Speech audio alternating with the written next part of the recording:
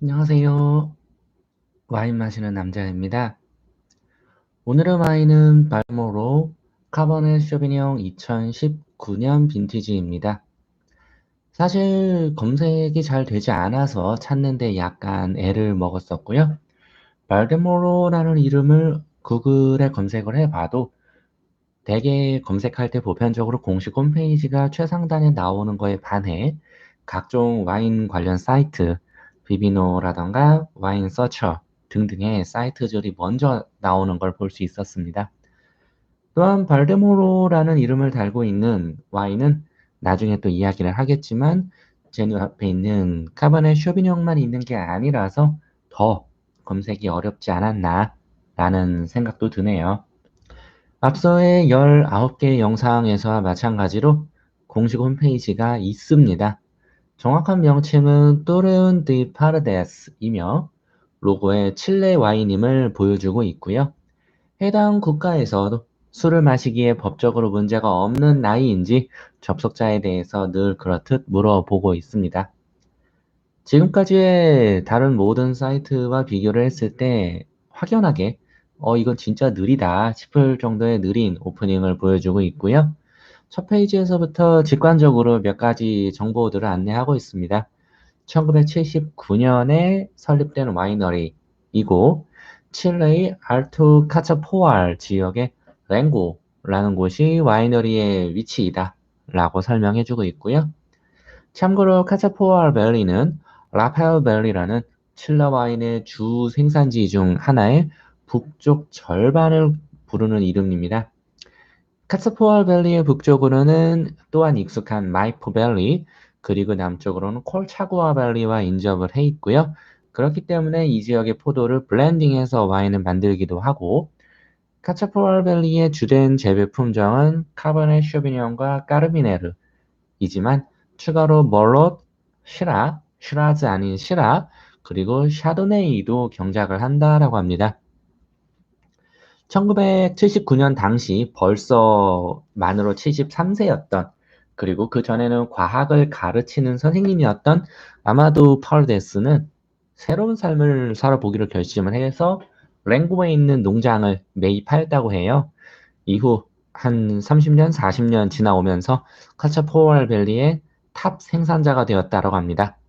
그의 지론은 좋은 와인은 좋은 포도에서 나온다이며, 현재는 아들인 알바로 파르데스가 이러한 뜻을 이어받아 와인 생산을 총괄하고 있으며, 거기에 또 그 밑에 자손들에게도 이제 무난하게 이양이 될 걸로 보이는 상태입니다.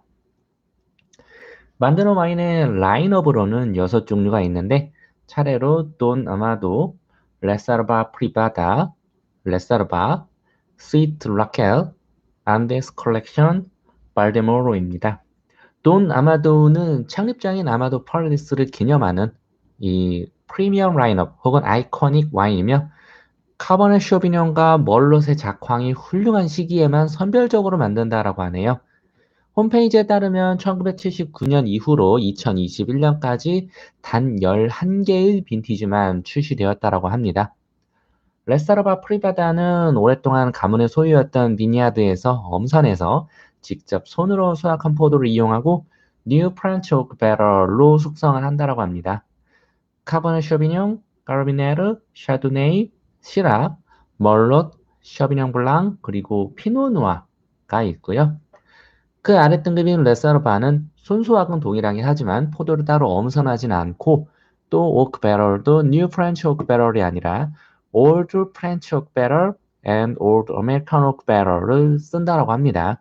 품종은 아까의 프리바다와 동일하게 7종을 모두 다루고 있고요. 스위트 라켈, 이제 라켈을 브라질풍으로 보면 하케얼이라고도 읽을 수 있겠는데요. 이거는 돈 아마도와 같은 아이코닉 와인이면서 놀랍게도 개벌츠 트라미너를 사용하여 만든 레이트 하비스트 스위트 와인이라고 합니다.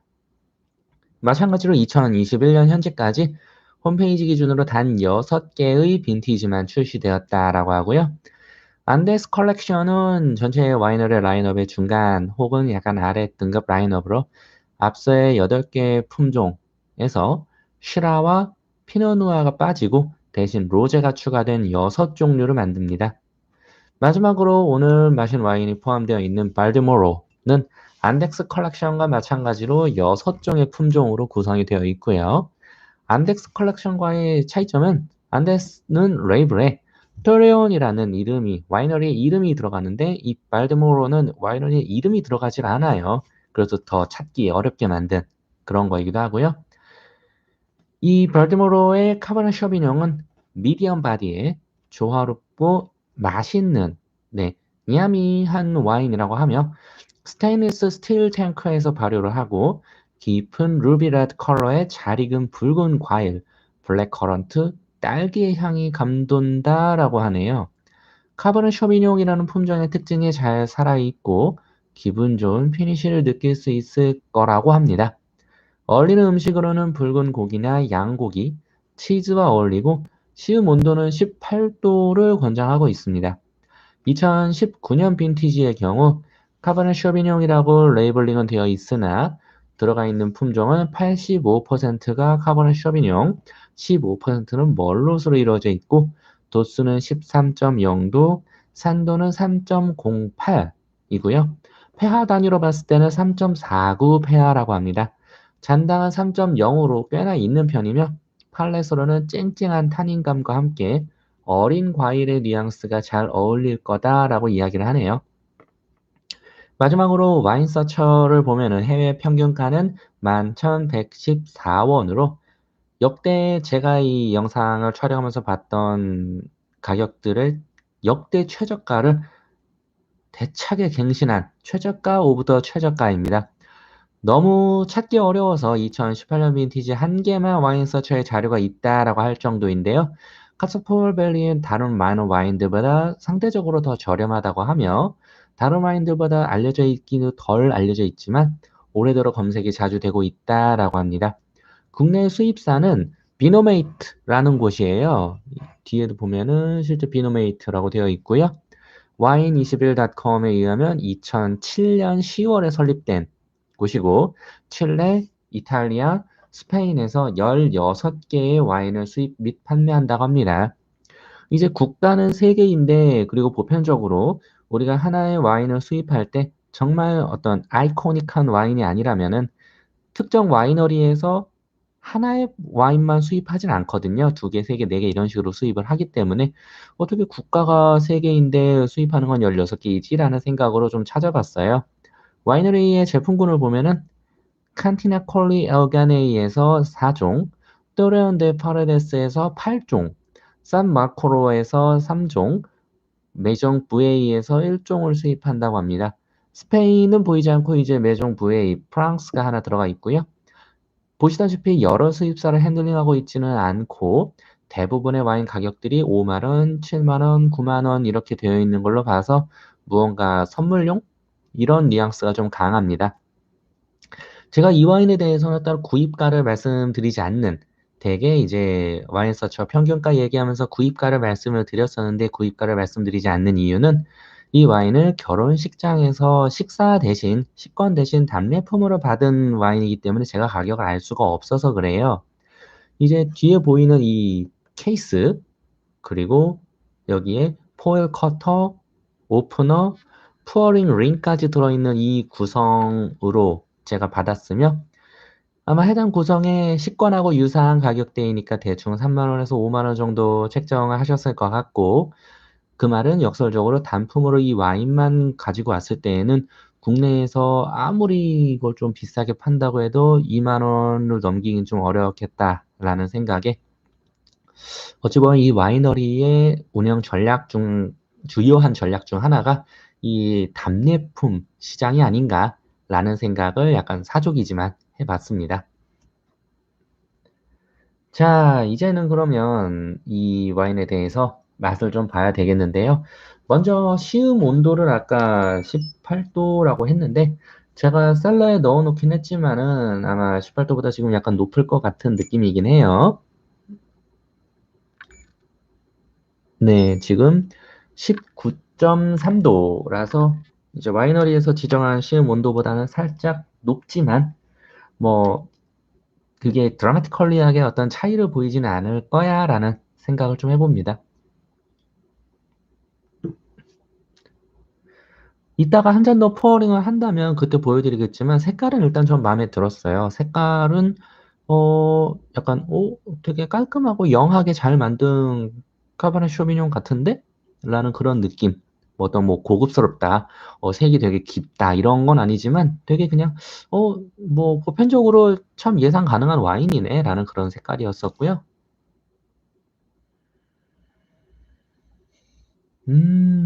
네. 향에서도 벌써 그 적당히 기분 좋은 제가 칠레나 아르헨티나 와인을 그렇게 썩 좋아하는 건 아닌데요. 근데 뭐라고 해야 되나? 민트 초코 같은? 네. 제가 민초단으로서 민트 초코 같은 막 이게, 되게 막 좋은 거야는 아니지만 그냥 슬며시 웃음이 나오게 하는 그런 전형적인 이 동네의 향이 있어요. 이 말백으로 향을 맡든, 멀로스로 향을 맡든, 카버네 쇼비뇽으로 향을 맡든 특유의 그 쿰쿰하담이라고 해야 될지 아니면 어떤 허브의 향이라고 해야 될지 아무튼 뭔지 모를 이 동네만의 그 독창적인 고유한 꼬릿함? 되게 가죽 같은 느낌? 우리가 이제 소고기, 돼지고기, 뭐 양고기 이런 걸 쭉쭉 먹으면서 이제 양고기에서는 야, 이거 양고기는 특유의 향이 있어라고 얘기를 하시는 분들이 계시는데 딱 그런 느낌으로 이제 소고기, 돼지고기, 닭고기를 막 먹다가 갑자기 양고기가 훅 들어오면은 이건 양이네 하고 확 느껴지는 그런 느낌이 있거든요. 그것처럼 다른 국가의 와인들을 쭉 향을 맡고 마시고 하다가 갑자기 얘를 딱 들면 야, 이거 남아메리카네 하는 그런 스타일의 그런 향. 참, 이 매콤하기도 하고 코 안에 후추처럼 되게 스파이시하게 훅 하고 들어오기도 하고 코에 있는 그 후각 세포들을 확 쪼그라들게 만드는 약간 코에 긴장감을 주기도 하고 이런 오묘한 느낌이고요. 이게 그러다 보니까 이제 홈페이지에서 굳이 이걸 찾아보자면은 이게 뭐 굳이 표현해서 맞춰보자면 이게 이제 블랙커런트 같은 건가 싶을 정도인데 그 향이 강하지 그 밖에 다른 어떤 나머지 과일 향이나 이런 게 강하진 않아요. 스월링을 한번 하고 맡아도 스월링을 하면 이제 아까의 그 특유의 향은 많이 가라앉기는 하는데 그럼에도 불구하고 그 뉘앙스는 쨍쨍하게 남아 있고요. 저는 오히려 좀 단단한 검붉은 자두 그런 뉘앙스 그런 느낌 이런 게 조금 더 강한 것 같습니다. 근데 향이 자체가 나쁘거나 하진 않아요. 이제 이 어찌 보면 역설적이지만은 카버네 쇼비뇽이라는 품종을 이미 알고 있는 상태잖아요. 그리고 이거는 향을 맡아도 이거는 남아메리카네 라는 어찌 보면은 되게 본질에 충실한 야, 누가 봐도 이거 A 품종이네 혹은 A 국가네 라고 할 수 있는 거면은 저는 1차적으로 그래도 소위 말해 그 지역의 때로 하는 그 품종의 어떤 가치는 제대로 표현했다라고 생각을 하거든요. 음, 와우. 입에서는 이 탄닌감이 되게 자글자글자글하게 탄닌이 이렇게 세게 빡 하고 약간 펀치식으로 나는 탄닌이야 빡 하고 들어오는 건 아닌데 탄닌이 되게 잽으로 들어와요. 훅훅훅훅 되게 잽으로 탄닌감이 들어오면서 이 입의 천장을 타고 이 목젖과 목 안쪽까지 되게 자글자글한 가루와 같은 탄닌감이 다다다다닥 달라붙는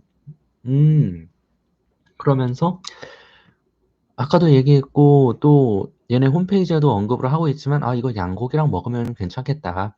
양이나 아니면 되게 스파이시한 종류, 되게 럽을 다양하게 많이 발라놓은 어떤 스테이크 이런 것도 나쁘지 않을 것 같고요. 한 모금을 마셨을 뿐인데 입에 막 침이 감돌게 하는 야, 이거는 식욕을 돋구는 데에도 역시 아주 훌륭해요. 단점이라면 단점은 이제 이런 식욕이 막 돋궈지는 건 좋은데 이 와인에 집중하기는 되게 어렵다. 그 점은 약간 아쉽다. 라는 거가 되겠고요. 음, 그러면서 입안에 있을 때에도 역시 그 전형적인 때루와 이 허브와 같은 얘는 향에서도 그랬지만 입 안에서도 야 이거는 무조건 아르헨티나 아니면 칠라다. 무조건 그쪽 동네다라고 딱 느낄 수 있는 이게 또 호주랑은 달라요. 이게 또 호주랑은 다른 게 오스트랄리아랑은 다른 게 호주는 이런 어떤 그 허브한 느낌은 기본적으로 있지만 동시에 잔당 컨트롤이 굉장히 안 되고 동시에 뭐랄까 되게 애들이 완만하거든요. 이 해발 고도의 필연적인 차이? 이 입 안에서 해발 고도가 절대 높지 않아 라고 느껴지는데 얘는 역시 이제 그 나무가 좀 고생한 느낌이라서 입 안에서 허브 느낌도 똑같고 약간 스파이시한 것도 똑같고 잔당감도 똑같은데 그 목 뒷부분을 확 잡아채는 이제 목이 이렇게 있으면은 이게 사람이고 여기가 목이면 목 뒤쪽 뒷목을 이제 마치 그 고양이나 사자나 호랑이나 이런 애들이 이런 친구들이 새끼를 이제 목덜미를 물고 이렇게 막 이동을 하거든요. 이렇게 물고 그런 것처럼 목 뒤로 잡아채는 그 잡아채는 떨떠름한 그런 느낌 타님하고 다른 그 떨떠름한 느낌 그런 게 있어요. 음. 그러고 보니 얘 컬러를 좀 보여드려야 될 것 같은데 아까 얘기했지만 컬러가 나쁘지 않아요. 네. 음. 근데 딱 전형적인 어떤 그 영한 보르도 블렌딩이라고 보기에도 살짝 애매하지만 아무튼 좀 영한 그 까버네 쇼비뇽? 네. 영한 까버네 쇼비뇽 느낌. 딱 그 정도인 것 같고요. 그래도 이게 어줍잖이 어중간하게 막 색소 들어간 그런 류는 아닌 것 같다. 그래서 참 다행이다. 라는 느낌인데 이 발데모로 카버네 쇼비뇽에 대해서 영상을 보신 분들을 위해 요약 아닌 요약을 이 타이밍에 30분이 넘어간 이 타이밍에 요약 아닌 요약을 해드리자면은 나쁘지 않아요. 근데 비싼 건 아니에요. 다만 칠레 까베르네 쇼비뇽을 정확히 잘 표현했어요. 네, 정확히 진짜 어, 칠레 카베르네 쇼비뇽의 아이덴티티는 잘 담고 있어요. 네, 아까 좀 중복이 되긴 하는데 어쨌든 선물 받은 거잖아요. 그러면은 뭐가 됐든 예를 들어서 선물해 주신 분이 나는 일부러 사람들한테 안 좋은 와인, 저렴한 와인을 비싼 거인 것처럼 사기를 쳐서 그 사람들을 좀 낚아야겠다. 라는 의도를 갖고 선물하시는 분은 없다고 저는 생각합니다. 네. 어찌 보면 그분은 이 케이스에 이런 거에 혹해서 하셨을 수도 있고, 어찌 보면 그분은 본인한테 정해져 있는 버젯, 예산 제약에 맞춰서 최선의 선택을 하신 거일 수도 있고, 어찌 보면 그분은 그냥 내가 와인을 잘 모르니 잘 아시는 사장님께서 골라주세요. 혹은 뭐 웨딩 플래너께서 골라주세요. 해서 선택이 됐을 수도 있어요. 뭐가 됐든 적어도 그분은 우리 식장에 오시는 분들이 코로나19라는 이벤트, 이 글로벌리한 이벤트로 인해서 사실 이 한국인의 정서는 밥 한 끼 묵자 하고 밥 한 끼 먹여서 보내야 되는데 밥을 먹지 못하는 그런 분들을 위해서 이런 세컨더리 옵션을 제공을 하셨다라는 자체만으로 저는 그분이 진짜 훌륭한 분이시다라는 생각을 하고요. 그렇기 때문에 저는 되게 이 와인에 대해서 또 이 와인의 실물 자체도 그렇게 나쁘지 않았기 때문에 이 와인에 대해서 딱히 나쁜 말을 할 건 없어요. 오죽했으면 아까 제가 영상 중간에서도 그래 차라리 얘는 아까 첫 번째로도 저번처럼 나쁘지 않다라고 말한 게 칠레 카버네 쇼비뇽의 때루아를 있는 그대로 다 보여준 나쁘지 않은 와인이고 진짜 나쁜 거는 지난번에 찍었던 메이오미 같은 그런 애들이 나쁜 애들이다 라는 거죠.